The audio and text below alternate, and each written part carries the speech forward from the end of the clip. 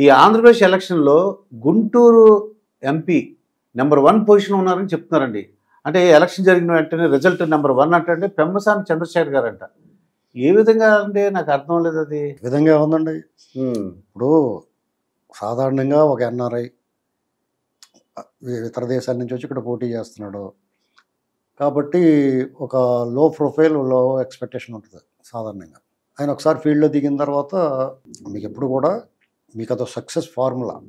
మీరు లో ప్రొఫైల్‌లో కనపడి ముందుకెళ్ళే కొద్దీ మీ ప్రతిభ బయటపడుతుంటే, మీ గొప్పతనం బయటకొస్తుంటే హ్మ్. అది హైప్‌లోకి వెళ్ళిపోద్ది.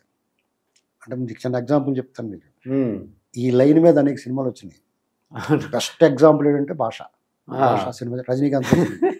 మీకు ఆ సినిమాలో ముందు ఆటో డ్రైవర్ కింద కనిపిస్తాడు. అవును. ఇది ఆటో డ్రైవర్ ఏమో అనుకుంటాం మనం. అవును. అసలు వెనక పెద్ద స్టోరీ. అది మెల్లగా అతనొచ్చి అతనిది ఒక్కోటి ఎస్టాబ్లిష్ అయ్యే కొద్దీ ఆకాశానికి వెళ్ళిపోద్ది అతని హీరోయిజం. హ్మ్. ఇది అంతే. ఇప్పుడైనా ఒక ఎన్ఆర్ఐ అందరిలో ఎన్ఆర్ఐ చాలా మంది నలుగురు, ఐదుగురో పోటీ చేస్తున్నారు ఎన్ఆర్ఐలో. అవునండి. అనేక మంది పారిశ్రామికవేత్తలు పోటీ చేస్తున్నారు. అవును. బాగా డబ్బున్నవాళ్ళు చాలా మంది ఉన్నారు కదా! హ్మ్. అలాగే ఈయన్ని లెక్కేసుకున్నారు. ఈయనొచ్చిన తర్వాత ఒక్కొక్కటి ఈయన ఎవరు, ఏంటి అనేటువంటిది వస్తుంది.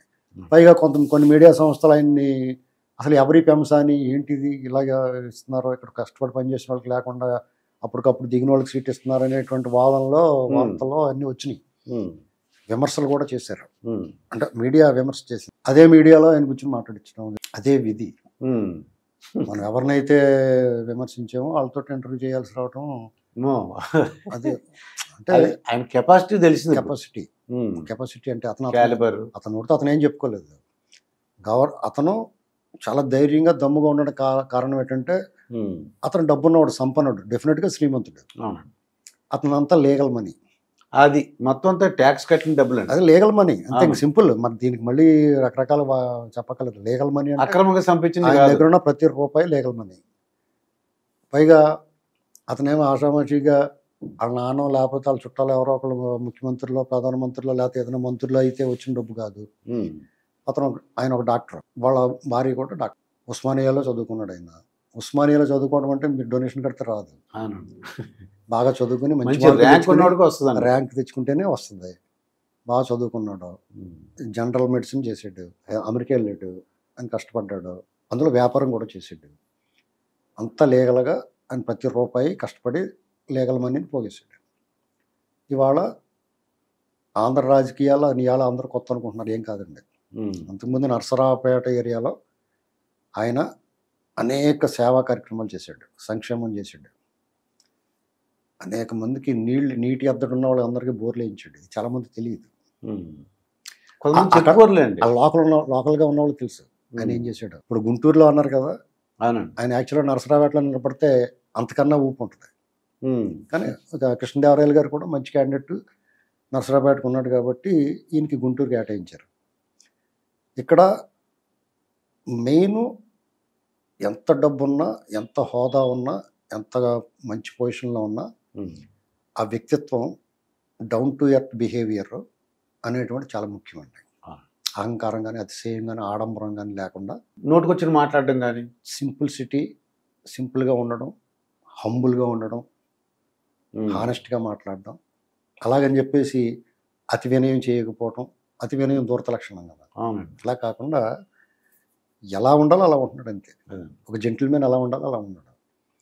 అలాగే ధైర్యంగా, దమ్ముగా, కాన్ఫిడెంట్‌గా కనిపిస్తాడు. అదేండి విచిత్రం. చాలా కాన్ఫిడెన్స్ ఆయనలో.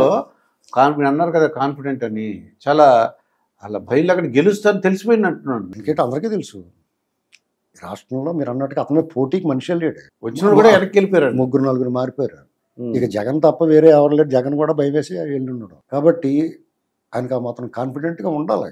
నాయకుడు అన్నవాడు కాన్ఫిడెంట్‌గా ఉండాలి, ధైర్యంగా ఉండాలి, ఆత్మవిశ్వాసంతో ముందుకెళ్తే వాళ్ళు వెనకాల నడిచి కూడా అందరూ గట్టిగా నడుపుతారు. ఆ గుంటూరు పార్లమెంటు పరిధిలో ఉన్న 7 అసెంబ్లీ సెగ్మెంట్‌లు కూడా ఈయన పార్లమెంట్ అభ్యర్థిగా చాలా బలం వాళ్ళకి అన్ని రకాలుగా. అవును.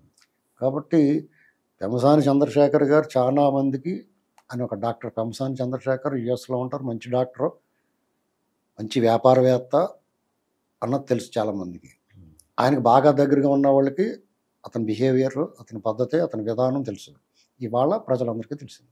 హ్మ్. ఆయన బయటకు వచ్చి మాట్లాడుతుంటే వాళ్ళ మిసెస్ కూడా అసలు అమెరికా వెళ్ళి వచ్చారనుకోండి ఎవరన్నా, అది రకంగా అదో ఉంటుంది. రకం భాష మాట్లాడేస్తారు. సీతారామరాజు ఆ సినిమాల్లో ఆంగ్లేయుల భాష ఉంటుంది చూసారా, ఆ టైప్ మాట్లాడేస్తారు.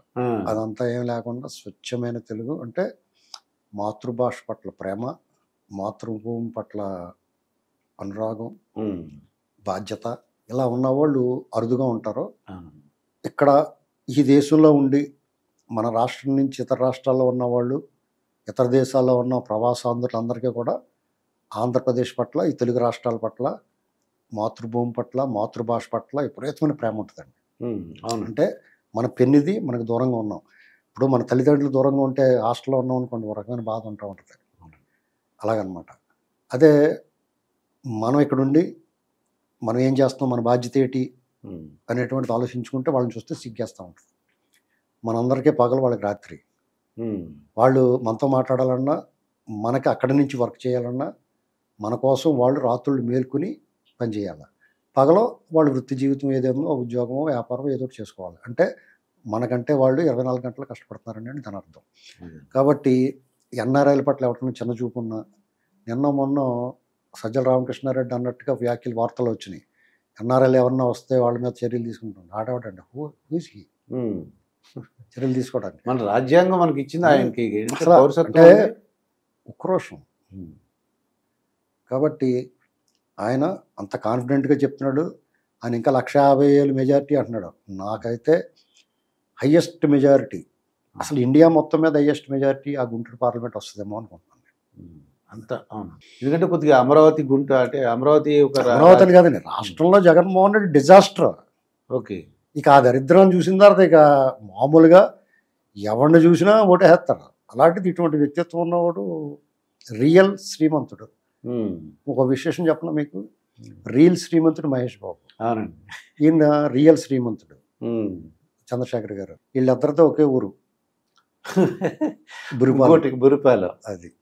అదనమాట వెరైటీ. దీన్ని బట్టి డెఫినెట్గా ఆయన గెలవడానికి అవకాశం ఉంది. అదే ఏంటి వెనకాల ఇంత కాన్ఫిడెంట్గా ఉన్నారు. నేను ఒక ఇంటర్వ్యూలో మాట్లాడుతున్నా అనమాట. అసలు ఇంత డైరెక్ట్గా అంటే ప్రజలు అనుకున్నది కూడా ఆయన గెలుస్తారని చెప్తున్నారండి. మీరు అన్నట్టు హైయెస్ట్ మెజారిటీ రావడానికి అవకాశం ఉంది. అంటే ఆయనకు అనేక అంశాలు కలిసి వస్తాయి. పార్టీ బలం, జగన్మోహన్ రెడ్డి దరిద్రం. అవునండి. అంటే చెయ్యాడు మొహం చూడటానికి ఇష్టం లేదనుకున్న వాళ్ళు ఉన్నారు ఇప్పుడు. అవునండి. నిన్న మొన్న ఇంటర్వ్యూ చూశాను, ఒక ఆయన రెడ్డి గారు మాట్లాడుతున్నాడు. ఆయన పేరు ఎత్తగానే అగ్గిమే గుగ్గులమే అయిపోయాడు. అంటే జనాల్లో ఎంత వ్యతిరేకత ఉందో చూడండి. అది కాకుండా ఈయన వ్యక్తిత్వం, డౌన్ టు ఎర్త్ బిహేవియర్, హంబుల్గా ఉండటం, బాగా మాట్లాడగలటం, తెలుగుని స్వచ్ఛంగా మాట్లాడుతున్నాడు. అది అందరినీ ఓన్ చేసుకుంటారు అంతా. మనోడే ఇప్పుడు ఇతను చేయగలుగుతాడు రా. ఇప్పుడు ధైర్యంగా డబ్బులు ఎఫిడవిట్లో ప్రకటించారు అందరూ. అంత ధైర్యంగా ఎవరు ప్రకటిస్తున్నాడండి? ఇది నా లీగల్ మనీ రా. పైకి ఇంకో మాట చెప్పాడు, ఎవరో శ్రీమంతుల గురించి జగన్ గురించి పోల్చకపోతే పోల్చారు. జగన్మోహన్ రెడ్డి తోటి ఎవరినే పోల్చకూడదు. ఎందుకంటే అది దొంగతనం చేసిన డబ్బు, దొంగలించిన సొమ్ము అండి, అది కొల్లగొట్టేసిన సొమ్ము. వాళ్ళు బందిపోటు దొంగలు, దండుపాళ్ళు బేచండి. చాలా అన్యాయం అది.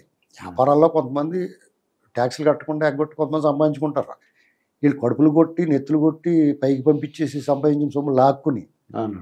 కాబట్టి జగన్మోహన్ రెడ్డి తోటి ఎవరినే పోల్చకూడదు, ఈయన్ని కూడా పోల్చకూడదు. ఇదండి శ్రీనివాసరావు గారితో జరిగిన ఇంటర్వ్యూ. మరొక ఇంటర్వ్యూతో మీ ముందుంటాను. మీ మాస్టర్ దుర్గాప్రసాద్.